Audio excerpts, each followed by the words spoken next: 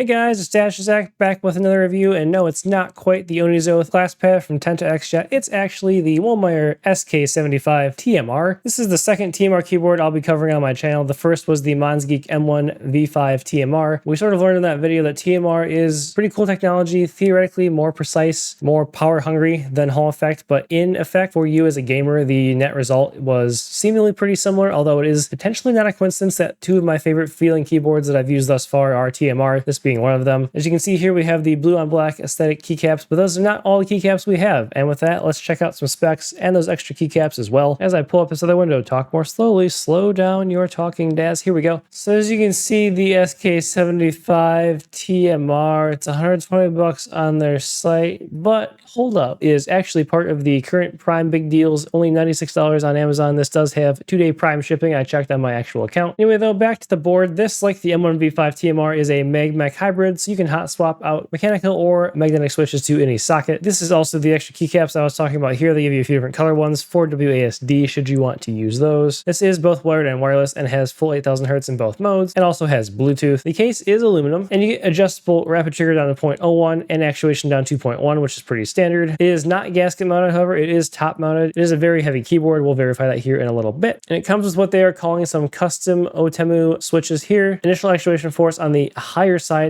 for sure at 40 plus or 5 minus GF. I can tell you for a fact that prevented me having any accidental actuations, but the bottom out of 48 is on the lower side, I would say. It has a scan rate of 16,000 Hertz and is very responsive, proving once again that 256K scan rate, not required to have a good keyboard. Shocking. And that's about all we've got here. Jumping back into the actual keyboard itself, the build quality check is stupid because it's an aluminum case and it is not going to move at all. It is rock solid on the build. 75% layout here is nice. No knob, no screen, no problem for me. Like I've said before, I do prefer a knob, but I'm not mad about it. It has this pretty cool, as you can see here, does sort of collect fingerprints, reflective mirrored back plate, and these rubber feet. Nothing adjustable because as you can see here, it just sort of has that built-in angle that you want to have for comfortable typing. So overall, built very well. Sort of a low-key aesthetic here, all black. I do enjoy the sort of blue typeface here as opposed to the white, though. It gives it just a little bit more character than some of your generic black keyboards. Not reviewed a keyboard for a while, but I'm glad to whip out my old buddy, the packaged drug dealer scale, to see how much this thing weighs. And we get this bad boy coming in at 71 ounces. Means very little. 2 kilograms, 6 grams. We're gonna keep rolling here until something matters. 4 pounds, 6.7 ounces. That is a hefty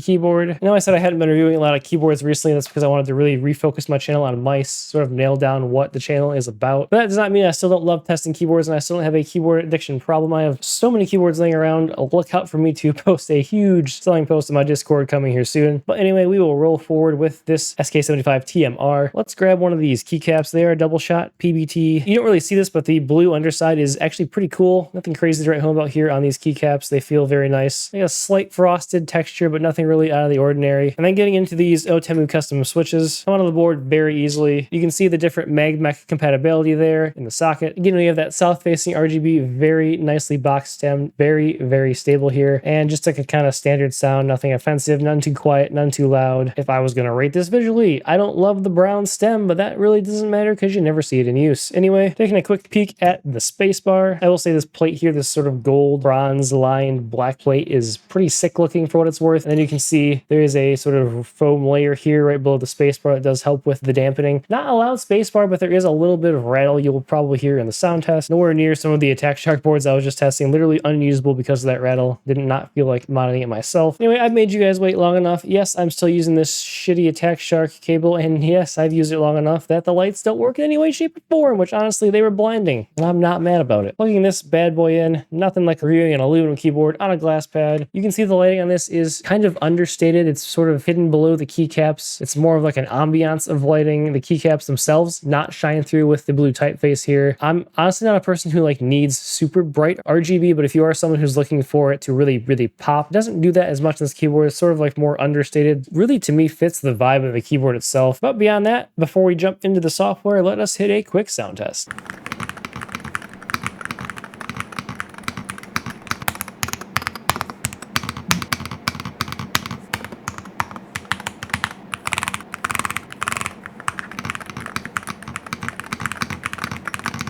Just a quick shout out, some high amount of you who are viewing this video are not subscribed to the channel. Every subscription, every like, every comment helps. I would truly appreciate if you take the time to subscribe. Maybe even give me a follow on X. I post all my videos and other thoughts on mice over there. And with that, back to the review. Coming to the software here, and yes, this is a desktop-only driver, unfortunately. If you don't know, Incot recently has had some issues with their WebDriver for their mice, and you cannot edit your settings on the mice because it had a WebDriver only, so we've learned we prefer both a web and desktop driver, so I guess desktop driver only is better. If you can trust the company, you're in better shape. Anyway, this is a driver you've seen before. It's used by Epimaker, it's used by a bunch of other companies, at least in their desktop form. It's fine, not amazing. You can do everything you need to do. For example, drag and drop over some keys, select them all, unselect them all, WASD here. I was testing all the keys on this keyboard at absolute minimum settings to test against accidental presses or any other issues. 0.1 actuation, 0.01 full quick trigger. I found absolutely no issues, no phantom clicks, actuations, no problem. You also have everything you would expect, mod tap, DKS, snap key. I have the snap key set to A and D here, as you can see. There are also some default shaft settings should you have any of these switches beside the normal ones that you get. And that's really all that matters for me in the software. There are function settings here, macros, you can change the lighting. Anyway, coming back to the performance of the keyboard, I found this to be very satisfactory. Between that 40 GF initial force that you saw for actuation there, and I'm not sure if it's the TMR sensors, I don't know if it's the build of the keyboard. This keyboard was in the category of extremely responsive without being overly responsive to an asinine amount that did not matter. Basically, if you do a very tiny press here on the key, you will actuate it. If you hover your fingers over top of the key, you will not get accidental actuations on minimum settings. And if you set this to like a 1.5 millimeter travel for normal typing outside of like maybe you just want the movement, it feels great and responsive. And the rapid trigger, if you're just touching, spamming very light actuations, it picks up every single key press. I had no issues with latency in wireless 2.4 gigahertz or wired mode. This felt very responsive to me. It's a keyboard if I were going into like a tournament or playing a very serious game like Battlefield 6, because you know that's serious, coming out here in 3 days. I had no problem using this for the entirety of my time. It gave me a lot of confidence in game. It's got this very awesome, like I said, aluminum build. Again, the very understated aesthetic. Overall, a very solid offering from Womier. I believe the gasket mount of the initial Hall effect version of this board and a couple other features, I guess, made it more friendly to modders. I'm not super up to date on the modding keyboard community, but as far as I go, buying a keyboard in its package, at most maybe changing out the switches and the keycaps, this is a full go for me, especially with that magma compatibility. It's solid performance and it's overall just lack of really any issues that are in it. So that about sums up for my thoughts on the Womier SK75 TMR, a very solid offering of a keyboard. I will say it didn't quite dethrone the Monsgeek M1V5. TMR is my favorite keyboard of all time. Just to show here again, the top mount, there is absolutely no give at all due to the lack of a gasket mount there. It's just completely locked in place. The typing, as you heard on this, is very quiet, but it's like quiet in like a not dull, boring way. It's quiet in more of a refined way. It may not be for you, but I didn't really mind it at all, and it was a very solid keyboard indeed. Please subscribe and like if you enjoyed the video. Follow me on X at DasherZach. Check out the Mousecast podcast. Join up on my peripheral Discord. And with that, we'll see you.